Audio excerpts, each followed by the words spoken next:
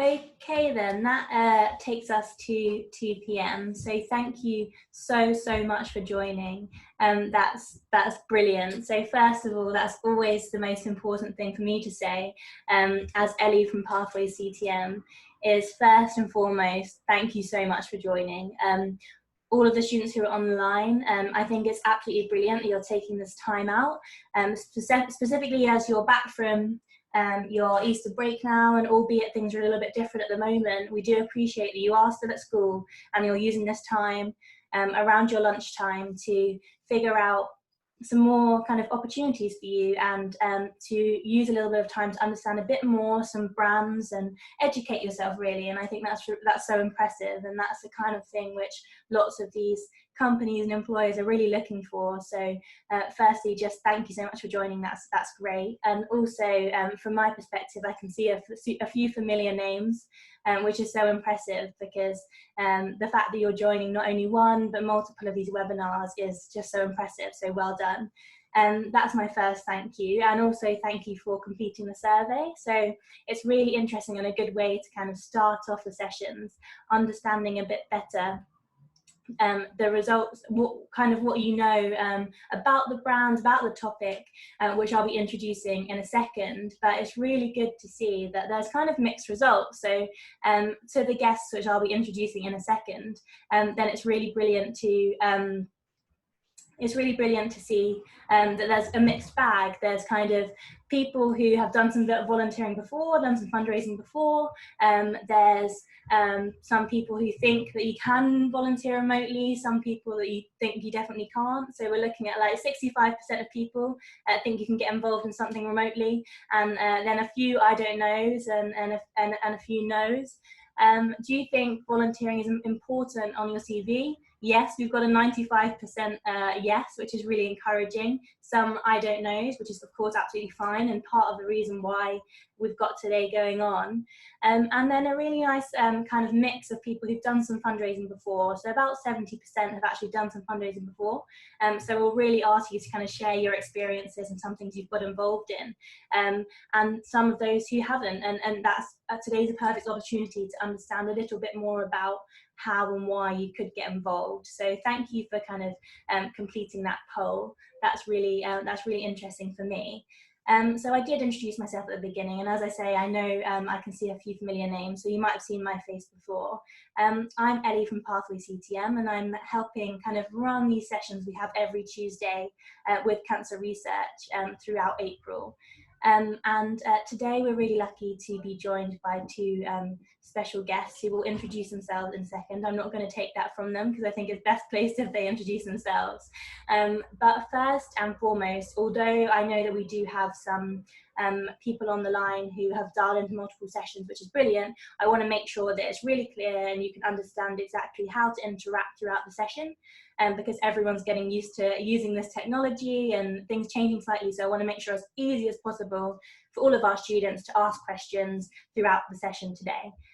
So as I said, today's session is about volunteering through fundraising, and all these sessions are really about helping you unlock the potential that you have to kind of understand more and go into the world of work. So that's why we're here. And today we're going to be running through some content which our special guests have kind of helped provide. But then we're going to be opening up to questions as we always do. So don't hold back in terms of questions. Logistics of that, ultimately, there are a few different ways you can ask those questions throughout the session. So if you're dialed in on your phone, then you can text back any questions you might have to the number which just reminded you about the session today. So any questions you might have, you can text back to that number. The majority of people, however, I know will be dialed in or logged in on their computer, which you can see. So you'll be on the Zoom application. So there are a few different ways you can ask questions. So you can go ahead and ask questions in the chat box, and there's also the Q&A. So I would encourage you, if you have specific questions, to use that Q&A box, because the whole way throughout the session, I'll be keeping an eye on that, and I'll be asking those relevant questions as they come in. So do use that, and I know that there's going to be some great content today, and we'll be running through a particular kind of presentation, but don't hesitate to ask questions even while we're doing that, because you won't be interrupting us. There's kind of there's no bad question. Every question is really valid, and we really want you to get the most out today. So don't hold back. If you do have any questions at any point, or you want anything clarified, then just do jump in and ask any questions. And I know that from lots of experience with this, then I know that employers are very impressed when students do ask questions. So go ahead and do that, because it's a really good opportunity to do so. Because while we might be distant physically, then virtually this is such a good opportunity to ask some employers some questions. So use this opportunity to do that. So in terms of kind of housekeeping, that's really what we're going to do in terms of asking questions and logistics. Also, if you do have any questions which you might not want to ask on the session live, that's absolutely fine. We have our student inbox, student@pathwayctm, and I'll explain a little bit at the end of the session how you can ask questions after we've finished this kind of live environment. So as mentioned, then there are a few things in terms of today we're going to talk about. Firstly, it's just a reminder that this is part of a kind of webinar series. We've already had 2 brilliant sessions with cancer research, and we have another one coming up next week, so stay tuned for that. This will give a bit of an overview in terms of volunteering through fundraising, what that means, what you can get involved in yourselves, and it will at the end kind of open up into questions. So that's really what we kind of want to get out of today. But without me kind of rambling on too much, because I'm definitely not the expert today, I want to hand over to our guests to firstly kind of introduce themselves, their names. For those people who have dialed in on the phone, it's always good to know the names of people if they can't necessarily see us, and then what they do at Cancer Research UK. So I'll hand over to whoever wants to jump in first and do that.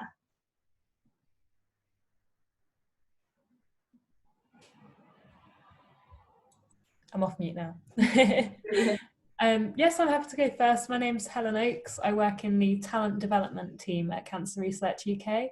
And what that means is I work with various different groups of people across the charity who we consider to be high potential. So they're really engaged, they're really motivated, and they show a lot of potential to go really far. And I work on their development. So that includes groups like interns and graduates. So that's what I do. Great, thank you. Hi everyone, I'm Akhil. I'm a plan giving philanthropy manager at Cancer Research. So basically I work with teams across the charity who have a high net worth supporter to understand how we can basically maximize their donation and put it towards research. I've been at Cancer Research for about 2 years now and was on the internship scheme back in 2016. Brilliant. That's such a good kind of top line in terms of what you do, so that's really helpful. Anyone who has any questions on what those actually titles might mean, then go ahead and ask them. In terms of kicking off the session, we always love to get you students interacting with us. So what I'm going to do first is, while I quickly change over to lead into the presentation, can you just write into the chat box? I guess I know from the poll at the beginning that lots of people have done some volunteering or fundraising. But I guess a good question to start with is, what does fundraising or volunteering, either way, what do they mean to you, students? Could you give us a bit of an idea in terms of some examples of volunteering or fundraising, and what you think they mean, while I get this presentation up? So anyone who can write into the chat box, then go ahead and do it.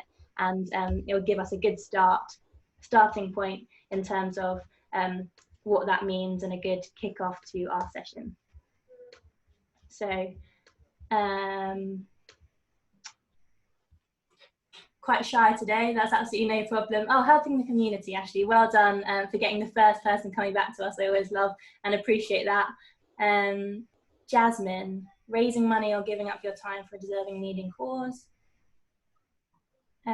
Raising money for specific charities, raising awareness of issues and topics surrounding the charities. PJ, raising money for a charity. And Destiny, volunteering means I can help the disadvantaged while having fun. There's some brilliant responses, so thank you. That's great to see you all engaged and lots of examples coming through. Helen, I'm going to hand over to you in terms of kicking off the presentation, but I wonder if, I guess, some examples, is that how you'd summarise the session today? Might be a good way. But thank you for all the students who've come back to us there. That's great to see so much engagement. Yeah, definitely. So all of these examples are really, really relevant to today's session. Particularly interesting to see raising money or giving up your time, because that is often how we think of it, is when people are kind of giving to charities, you can think, oh, it's just giving money, but it's not. It's about giving time, or if you're buying at a charity shop, those kind of things. And I think there's 4 categories. I can't remember off the top of my head, Akil, I don't know if you know, but giving time is definitely one of those. Yeah.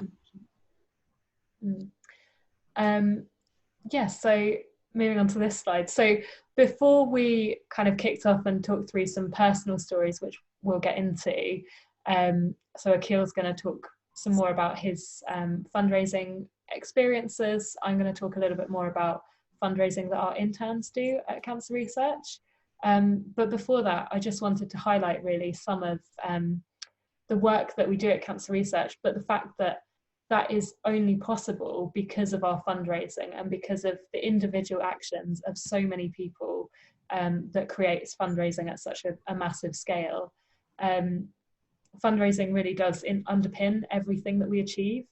So thinking about, for example, if you've heard of Race for Life, I don't know if you've heard of that, or Shine Night Walk, or the Winter Run, which takes place in London.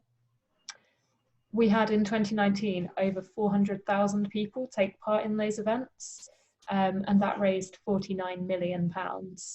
So that was all down to that massive number of individual contributors all deciding to do their individual fundraising, or teams, that kind of stuff. We also have lots of regional events for those kind of things. So whilst Shine Night Walk, that's an overnight walking marathon, and that takes place in London.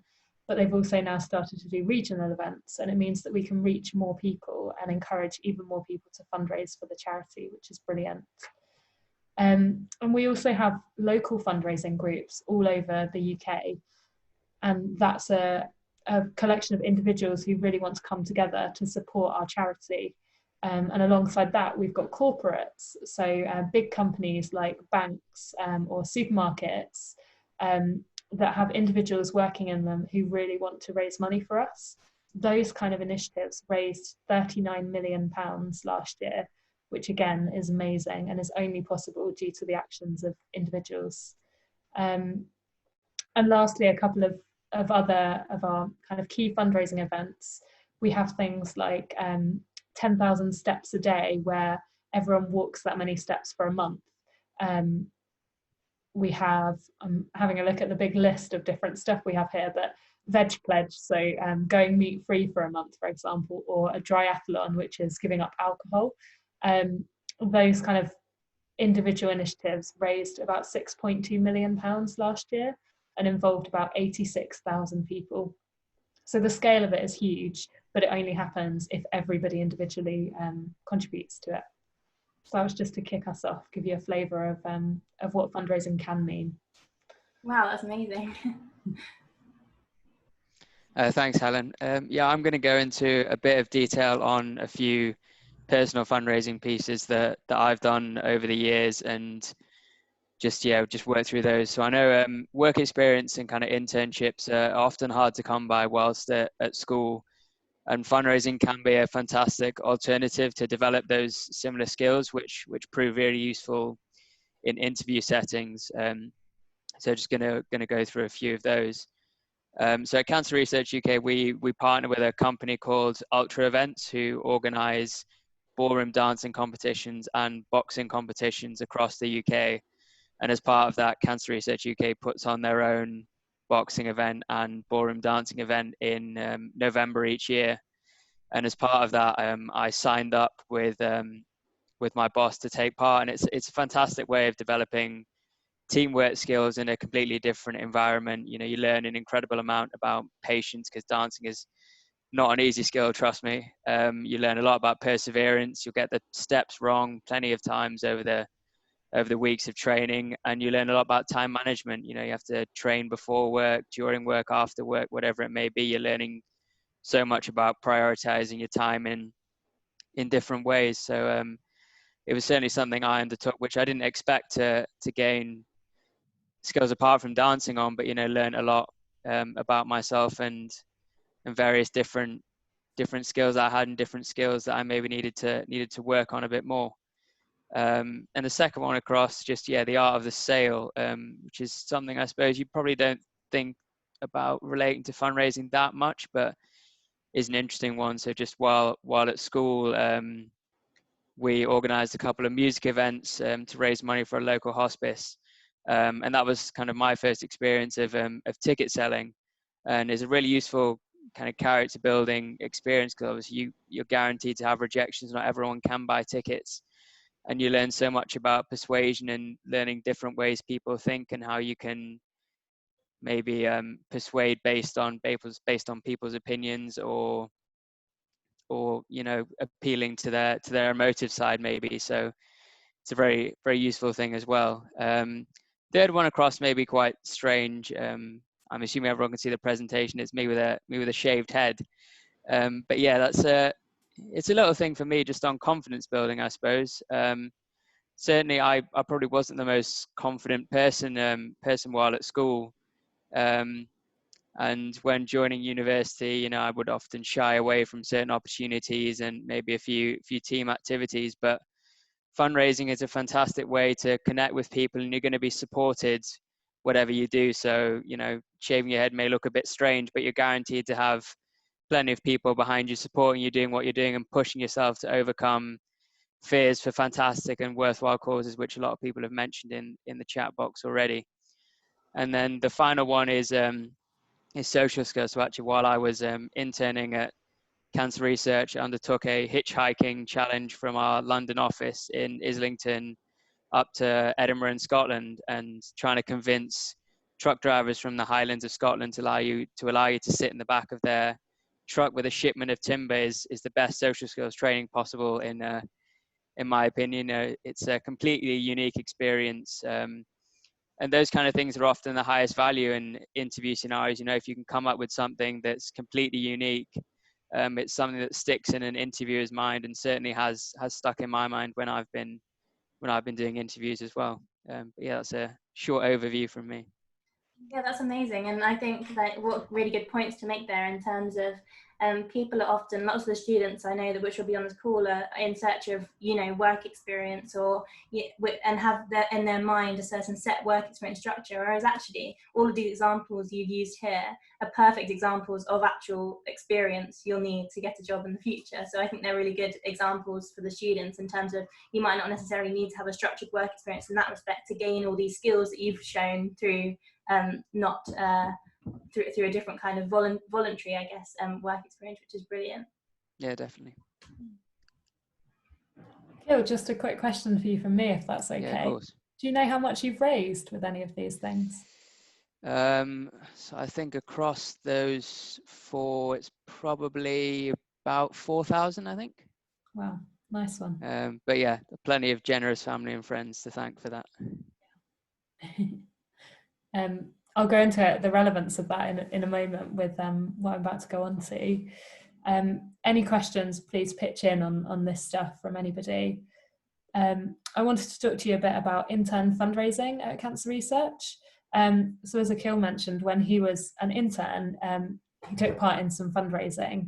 And I wanted to explain a bit more about that. So we bring interns to Cancer Research 3 times a year, usually. So last year, for example, we had around 60 interns joining us through January, June, and then September. And they're here for 3 months while they're here. So it's a paid internship, and they're doing a role typically part-time or full-time. But whilst they're here, in addition to the role that they do, they take part in lots of fundraising activities as a group. And this is something they organise pretty independently. I don't get involved. No one from fundraising massively gets involved. They have an initial conversation to guide what they could do, and then they're left to run with it and design their own activities. And over the last year, so in 2019, that group of interns raised over £3,000 for cancer research. And as I say, that's in addition to doing their work full time. There's something they make extra time for, which is incredible. So some of the different events they've run, and you can see some of the posters and pictures here. Cake sales and food drops, always really popular. So for example, thinking of creative ways to do cake sales, like bringing it to people in an afternoon tea rather than kind of having it in one location, because it's way harder to say no to giving someone £2 for a cake if they are coming around to your desks. So it's a good way to get some more money from people. Pub quizzes, you'll see in the bottom right, that's the end of a pub quiz with a group of the interns looking pretty happy about how it went. Summer parties, so a group over summer did like a summer fete with like hook a duck and those kind of games in a local park. Valentine's Day deliveries, so kind of looking at the different seasons and working out what they can do. So is it delivering a little packet of sweets and a special note, people pay £2 for that, or is it people carve a pumpkin and then they might win the competition? And then lastly, lots of raffles, but thinking really creatively about how they do them. So one example was a recent group did all the raffle tickets were inside balloons, and you had to pop the balloon in order to see the raffle ticket and know if you'd won. So that is what intern fundraising is. And then going on to the next slide. Talking about what it is great, but really what this is about is what the benefits of it can bring and how it can really help your career progression. And for those interns coming in, it's a massive mixture of things really, but communication skills, as Akil mentioned, is really key. The interns, through doing the fundraising, it's a point of conversation. They have an extra thing that they can talk about with their network of whether that's their team, whether it's people they might be interviewing with elsewhere. And equally, they can encourage people to come together for that purpose. So if they know there's going to be a summer fete, they can encourage their team to all come along to that event. It also encourages greater confidence. So, and the ability to assert yourself. You have to be a real kind of strong character or really develop your skills to be asking people for things that you don't want to ask them for. And so it's a great, and that you have to do that in any job. Make difficult requests from people, and asking for money is definitely one of them. So it shows that skill in bucket loads. Experience in marketing. So you might have noticed some of the posters on the last slide. They were all designed and developed by the interns. They weren't from marketing. So that group kind of had to look at, I don't know, the brand that we have and work out what works. But equally, if you were doing it individually, so if you're not doing it for an organization, you'd have to think about, okay, when's a good time to, for example, promote yourself on social media? Do you want to put that Facebook or Snapchat or whatever it is post up in the middle of the day, or do you want to do it at 6 p.m, that kind of stuff? Do you want to do it 12 weeks before your event, or do you want to do it 2 weeks before your event? Digital skills as well, so that links to kind of that social media stuff, but equally getting comfortable with platforms like Just Giving or Virgin Money Giving, those kind of things. Organisation and teamwork. So the great thing about fundraising is you can do it as an individual. You can do a marathon, or you can do a 5K, or anything, or you can walk. But you can also make it a team effort and join up and take on different roles, and you could lead that team. So there's different ways that you could kind of manage that. And creativity. So like I said before, around finding those kind of seasonal hooks, like Mother's Day or Halloween, those kind of things. It shows that ability to really link things up and kind of smartly think about the context of what you're doing. And then lastly, I put commercial awareness, which I think is an overused phrase. But in this sense, it's really, understanding costs, understanding what organizations might give you for free. So if you're doing a bake sale, for example, you can reach out to an organization and say, look, can I have some of your cakes to sell? And you never know, they might say yes. So it's really recognizing what you can get from people, how much people might give you, and some of those costs.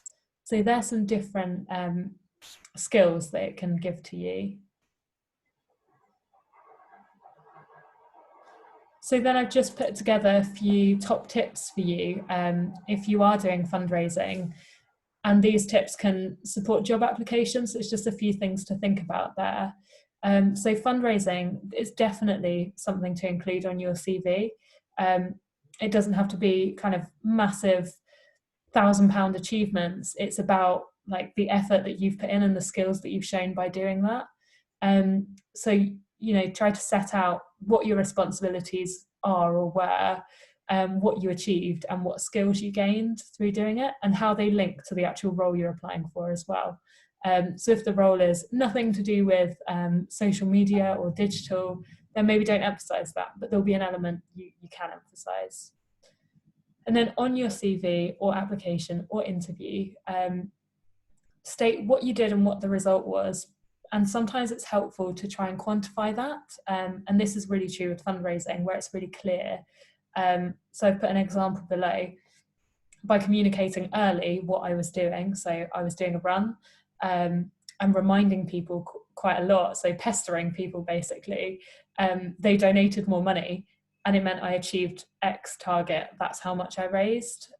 So an employer can really see, okay, that's the effort I put in, and that's the result I got out of it. It was successful, which is what they want to see. And you can use examples from volunteering in a similar way. So if you work in a shop, for example, you're demonstrating reliability and trustworthiness, which is really important to employers.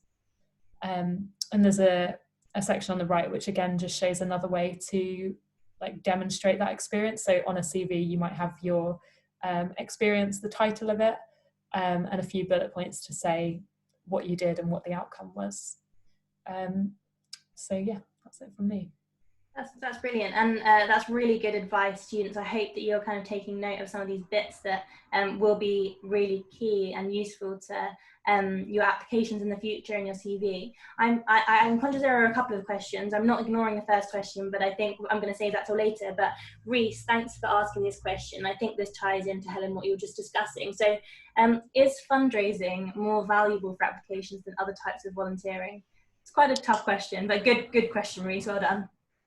It's a good question. I would say no. I think it's about how you demonstrate the value of it more than what the actual thing is. So some people can have brilliant like fundraising, for example, they could have raised like thousands of pounds, but if they don't actually demonstrate that well in an application, it's not going to serve any purpose, because people will just think, oh, they must just know a load of people who gave them some money.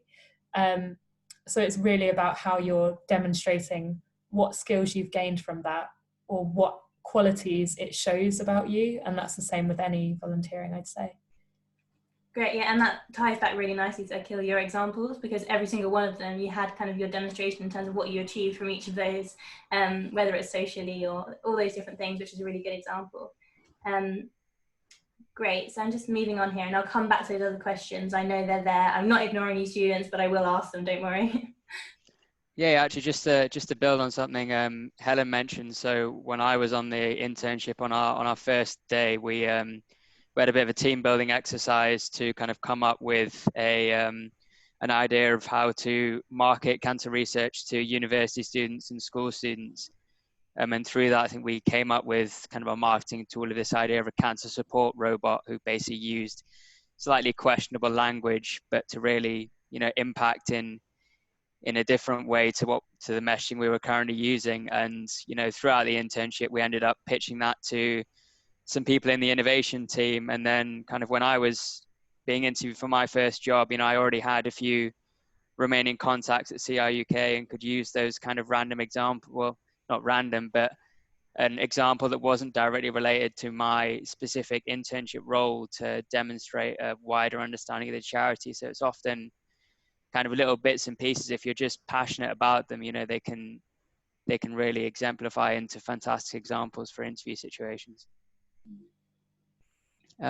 But yeah, this was just a bit of a slide just talking about the ways that CRUK uses social media, both for our cancer messaging and for mass fundraising. So as a result of the current lockdown, which I know is affecting all of us in various different ways, CRUK is running a big quiz every Sunday night at 8 o'clock, run by our resident in-house medical specialist, Dr. Sam.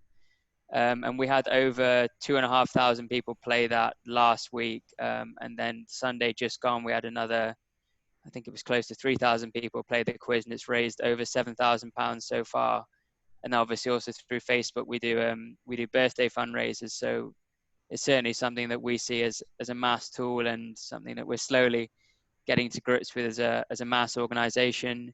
And then we also have a large presence on Twitter with over 350,000 followers on there, where we use a lot of our celebrity ambassadors to endorse campaigns such as Stand Up to Cancer, which I know Helen's going to go into a little later, and Football Shirt Friday, which is one I'm going to talk about a little later. So just to spread our message as far and wide as possible, and keeping our expenditures as low as possible as well.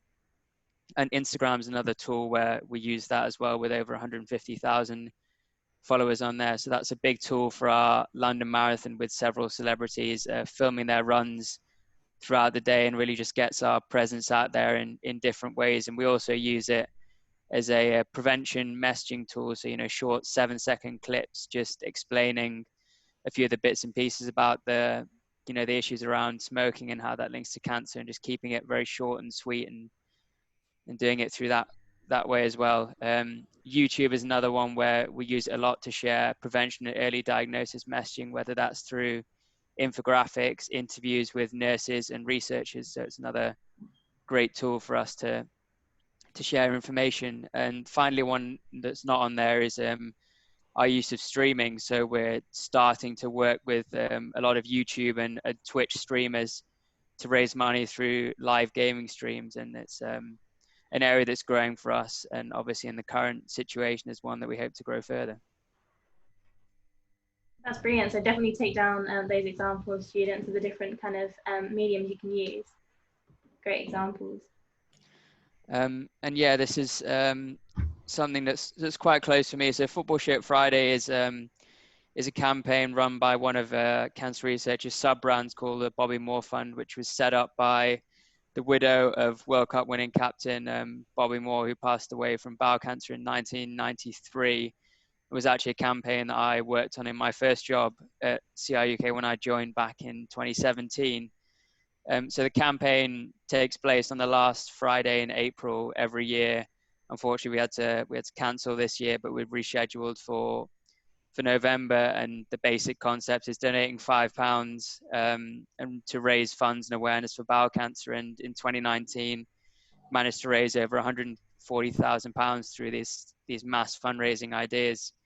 So through social media, we had a 3-minute campaign video featuring Sky Sports stars like Jeff Stelling, and we even had Harry Kane featuring in it. So that was a real push for us. And then we also had celebrity supporters like Anthony Joshua, Claire Balding, Jeff Stelling, Harry Kane as mentioned, and Chris Kamara just doing little shout outs on social media to really push the campaign and explain what cancer research and the Bobby Moore Fund specifically means to them and why they support. Beyond that, we had interviews on TV shows such as Soccer AM, radio interviews on TalkSport, and Premier League advertising a lot of the stadiums around the country, which then galvanized support from schools, businesses, and football clubs across the UK. So these campaigns are a huge part of what CRUK is about, and this is just trying to showcase a few of the different ways we really push our messaging out there.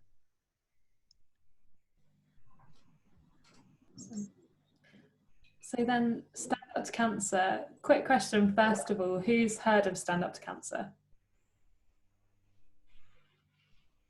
I guess write in the chat box if you have, because we saw some great responses. Brilliant. Great. Cool, pretty unanimous. Yeah, so just a bit of information really about Stand Up to Cancer and what it is and how it differs from some of our other fundraising. So you'll notice the branding is totally different. We've got our cancer research logo to the right hand side, but otherwise totally different colours. That's all deliberate. It's designed to appeal to a very different audience, a younger audience. And it's an annual campaign. So it's a bit like if you think of Race for Life as one of our products, I believe this is considered like another one of those. There's different elements to it. So you might have heard of some and not of others. So we have programs on Channel 4. So for example, the Great British Bake Off do like a Stand Up to Cancer special. And that's on 4OD at the moment. I think it's just been on TV. We also have kind of influencers that partner with us, nationwide fundraising, so through you can do your own bake sales and that kind of stuff, and then various different events, so through Fringe and that kind of just like off-air events that help kind of raise awareness of what it is. So yeah, it's designed to sort of raise a lot of momentum basically, and then moving on to the next slide. So one of the big things about it is there's a lot of like heavy marketing, media partnerships and talent that we use to promote that. And it's quite different messaging. So it's a lot more kind of battle-y, like fighting it, that kind of stuff. I think it's also the only part of the charity where we use like swear words in some of the copy. So you can see it really is designed for a different audience there. So yeah, it's through kind of marketing campaigns, national and regional press, and then kind of talent that we use as well. So through Instagram and that kind of stuff, you might see posts related to it. And then moving on to the next slide. So thinking about its impact, we've raised £62 million so far through that, and that has funded 52 trials, which is amazing. And thinking about the patients involved in that, that means 11,000 patients have been impacted by the work of Stand Up to Cancer. So you can see that doing something really quite different from what we've done before, definitely a risk for the charity, has paid off in bucket loads, and potentially through that we've engaged a new audience to the charity that we might then be able to convert further along to do more fundraising in various different ways. So that's just a bit of info about that campaign. That's brilliant. And I guess it's so nice to see, I guess really which ties in, Helen, what you were just saying, is that lots of our students who will be in that age bracket, which I guess is the kind of audience you're expecting, have heard of it and do know all about it. So it's tying in with that. So thank you so much. That's good overview in terms of what you're both doing and some examples of campaigns that that you've been working on. Now that we've had some of these examples, this is the time I'd really encourage any questions to come through from the students. I've got a couple here, so I'm going to kick off with those, but actually I wanted to ask one question myself first.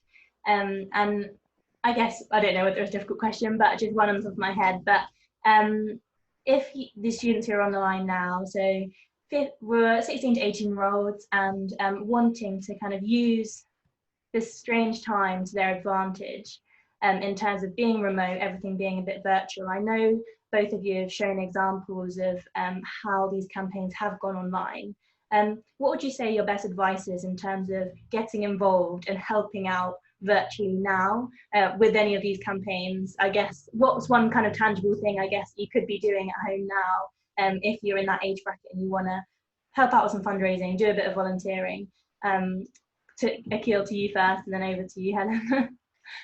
No, it's a great question, and I think there are a lot of really interesting things that can be done, and a lot of great charity support at the moment. I know one of the big ones that's gone around at the moment is the Run 5, Tag 5, Give 5 campaign, which is a fantastic initiative to support. And you know, from our perspective, it does have value as well. You know, exercise is a massive part of prevention from cancer researchers' side. So if you get out and run 5K a few times a week, you know, that's fantastic from our perspective as well. You know, organizing pub quizzes, another great way to raise some money. Just interacting with people as much as possible, I think is is crucial at this time. Whether it's for fundraising or not, it's just making sure you're, keeping each other happy and ensuring that everyone's welfare is kept as good as possible at this point is probably the best piece of advice I can give. No, that's great. And over to you, Helen. Yeah, no, same really. So yeah, I'd just kind of reiterate what Akil said around some of those exercise challenges and that kind of stuff, or is this a time to start training towards something, because this is a great time to do that kind of independent stuff. But equally, like, what other stuff can be turned to virtual? So Akil mentioned pub quizzes, but equally, various different games, or like virtual gym sessions and that kind of stuff. So just, I think, thinking creatively about what people would really enjoy and what's a way of getting people to connect. And for some people, not for everyone, but there are reduced costs in some aspects of their lives, like transport and that kind of stuff. So is there a way to benefit from that as well?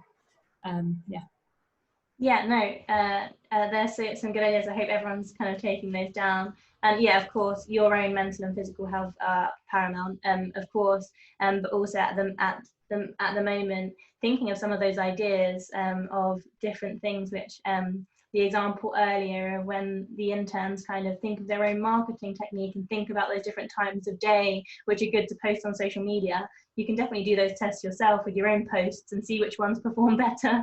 And then later down the line, if you were in an interview, and you even give those examples of your own personal Instagram, your own personal posts. If you were looking for a social media job, for example, which I know a few of you are because we've spoken to you, then those kind of tests yourself are good examples to use. So that's a great point. I'm going to move into the questions from the students now rather than hogging all the questions. So very good question, and don't worry if you don't know the answer to this one, because I know it might not be sure at the moment, but how can I apply for an internship and when can I apply? Helen, do you know from... It's a good question. So at the moment we don't have any live. We've frozen recruitment currently during COVID-19. So I don't know when intern recruitment will be back up and running. At the point at which it is, I'm sure we could share that with you perhaps. Yeah, definitely. Yeah, that's fine. That's a great question, and we'll keep you updated. I know in the last couple of sessions as well, we've had lots of students asking when can they apply, which shows that the webinars are doing a good job. But I guess as soon as we have an update on those, we'll make sure that you know, particularly if they've actually been on this webinar today, and we'll have you track for that. But great question. Anonymous attendee, absolutely no problem if you don't want to name yourself. Do you have any tips or ideas for fundraising at school? Akil, you had some in your example earlier, but maybe some other examples? I think probably active ones being outside are probably the ones that I've seen perform best. I know in our last Football Shirt Friday campaign, one of the big ones that was a real success was just a lunchtime penalty shootout. It was a real nice one, getting staff involved as goalkeepers and having students take penalties against them. Even I think a couple of schools got their headmasters involved or headmistresses involved as goalkeepers. So that was a really nice one. But also just trying to create a bit of rivalry with another local school is a great one. So just seeing who can raise them up the most over a certain period of time. So for example, with Stand Up to Cancer, that's a October long campaign. So maybe contacting a couple of friends or at local schools in your area and just seeing who can raise the most over October through sports challenges, bake sales, quizzes, all sorts of different things. Hopefully, once this lockdown is over, I think there's plenty of options out there. Helen, would you add to that, or you've had some good ideas there? I've had lots of good ideas. The only one I'd add is the classic like bucket and sponges. Anything to raise a bit of emotion. So is it throwing a sponge at your teachers, that kind of stuff as well. No, that's brilliant. Patrick, thank you for your question. What can we do for charities during COVID-19 pandemic? So is there things people can be doing right now to help support you? Akil, I'll go for you first on that one. Yeah, of course. I think one thing is what Helen mentioned earlier about the savings that people are making through not, like we're not having to travel into school or work, and not, going out on weekends and spending money. So if you feel like, taking some time to think about how much you're saving and maybe considering donating that, that's one fantastic way to be involved. Obviously, we've got our pub quiz, not pub quiz, Facebook quiz every Sunday.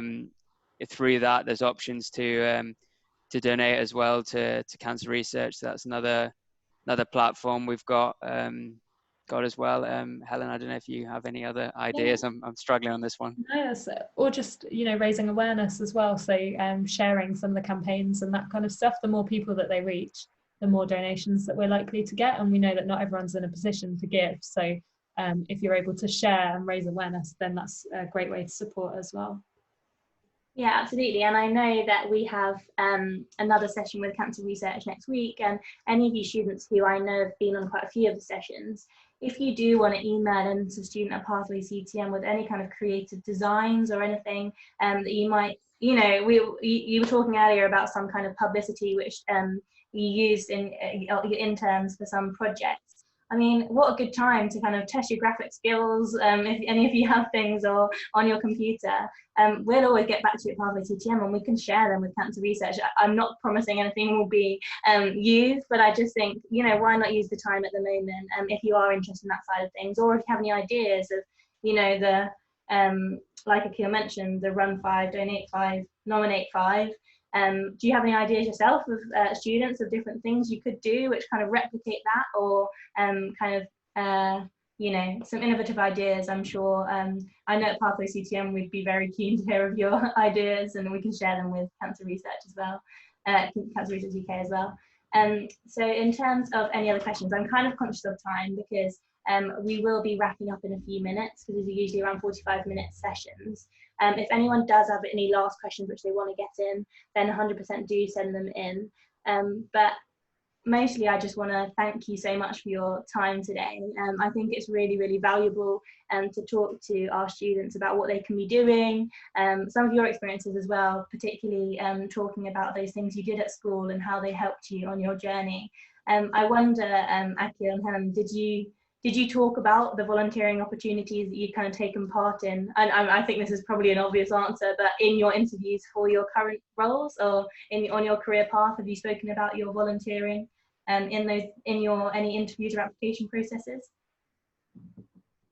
Yeah, so from me, where I've done individual stuff, yeah, definitely. I distinctly remember using it in as an example for an intern interview. So yeah, definitely. Yeah, absolutely. I'm the same. I mean, before joining CRUK, I was working in banking, and that's kind of a sector you wouldn't think volunteering experience would go into an interview answer. But it's as I said, it's those unique examples and unique experiences which will always stick in an interviewer's mind, and often are some of the best performing answers I've heard. Yeah, so there couldn't be better kind of examples of then how important these things are and how useful they will be in your later life. So why not, if you do have a little bit of extra time at the moment, thinking about some volunteering and fundraising you could do, and then it'll be invaluable, not only from a charity and fundraising perspective, but for your own career path. So definitely do kind of get involved. But ultimately, also, the fact you're on a webinar today for an hour talking to cancer research is also something you can put on your CV in the future and talk about the fact you've used this time to engage with some employers. So I always think, absolutely well done for dialing in today. Thank you so much to our panelists. It's been so useful, and we will be recording the session, sending it out to everyone who was not only on the session today, but those of students who weren't able to make it today. So thank you so much. In terms of student follow-up from the session, so every single one of you who's dialed in today will get a follow-up from us, asking you a few questions and a little bit of feedback on today, and if you need any support with anything further. But I do really encourage you to kind of email into that student@Pathway CTM inbox, give us your name, give us the fact you're on this session today, and maybe one idea of what you could do for volunteering and fundraising in the future. because if you do it in an email to us, you're one step closer to maybe doing it in reality. And I think that would be really, really good use of kind of your time at the moment to build and develop, while you might not be able to go out and do any physical work experience right now. So that's one kind of thing I definitely encourage you to do. The Pathway CTM team are always here to help and support you. So any questions you might have after the session today, then don't hesitate to email us on that email address. So thank you so much, and it's been brilliant. Really appreciate your time. Awesome. Thanks. Thank you. Thank you.